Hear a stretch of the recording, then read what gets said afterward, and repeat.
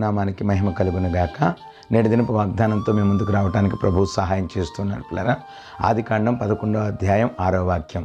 వారు చేయదలిచిన పని ఏదైనాను చేయకుండా వారికి ఆటంకం ఏమీ ఉండదు. ప్రియ దేవుని బిడ్డలారా, గమనించండి, దేవుని పిల్లలమైనటువంటి మన వ్యక్తిగత జీవితంలో మనం తలపెట్టిన ప్రతి కార్యంలో కూడా ఆయన మనకు సహాయం చేసే దేవుడై ఉన్నారు. పిల్లరా, మనం చేయదలిచిన ప్రతి పనిలో కూడా దేవుని యొక్క కృప మనకు తోడై ఉండి మనల్ని ఆదరించి ఆయన యొక్క కృపా కటాక్షముల చేత మనం నడిపించేదై ఉన్నది.